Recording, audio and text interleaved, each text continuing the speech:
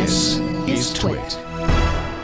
Well, the Wall Street Journal is reporting this morning that Apple is planning to launch multiple versions of its long-rumored smartwatch. Devendra Hardawar is a senior editor and the lead mobile writer for VentureBeat and joins us to talk about the upcoming Apple iWatch. Welcome, Devendra. Hey, guys. Thanks for having me again.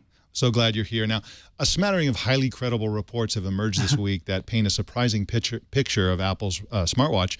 The most recent one is the one that I mentioned, which is that it'll ship in more than one size or more than one configuration.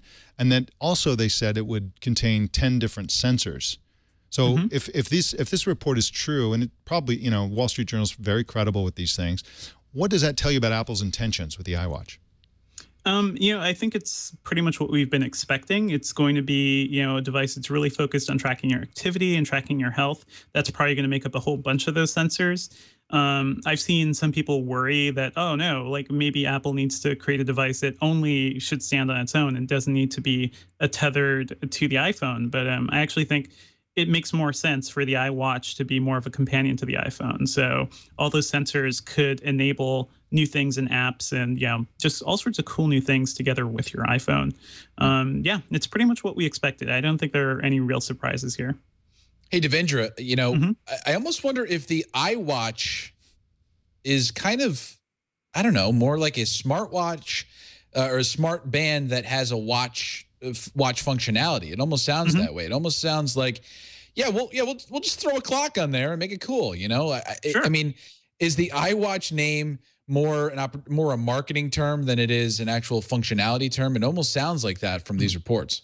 I mean, to be clear, right, iWatch is just something we've all made up. Everybody's made it up. Right. It's the most obvious potential name for it, but Apple could call it something else, so we don't know. But I think, you know, you raise a good point. Like, it is definitely combining the fitness trackers and the devices that already exist together with, you know, new smartwatch functionality. It actually reminds me a lot of what Apple did with the iPhone, which was, you know, a phone, an iPod, and something else as well. Just like it was a combination of 3 different devices. So I wouldn't be surprised to see them do something similar with the iWatch. Well, this news that they're going to have multiple configurations actually makes me feel a lot better, because I was feeling some anxiety about this smartwatch coming up, because on the one hand, the fact that they had remember the iPod Nano was pitched by Bill Gates as something that could be a wristwatch, and Apple offered watch faces and wristbands in their stores and things like that, and it seemed kind of obvious that they were going to essentially do an iPod Nano type watch with a screen, with an interface, a touch screen,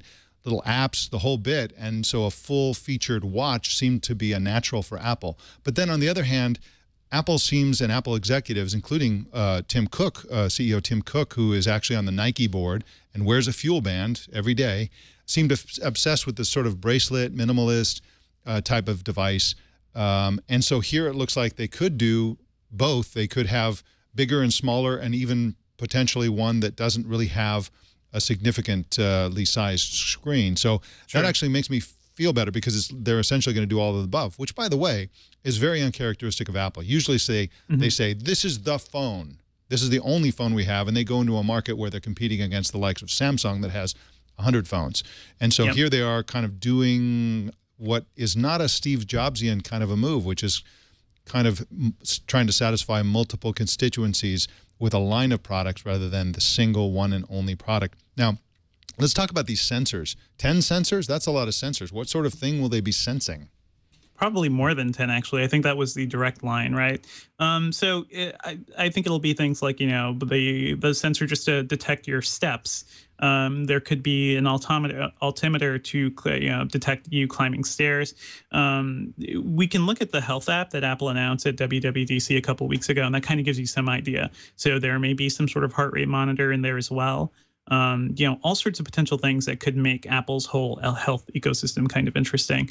I don't know if we're going to see anything that's never been done before, but the key with this device is that it could be a single device that, like we've been saying, that does kind of everything. It does health tracking, you know, can be a great smartwatch. And surprisingly, too, we've actually seen Samsung do this and kind of roll out their Galaxy Gear devices over the past couple of years, or no, over the past year.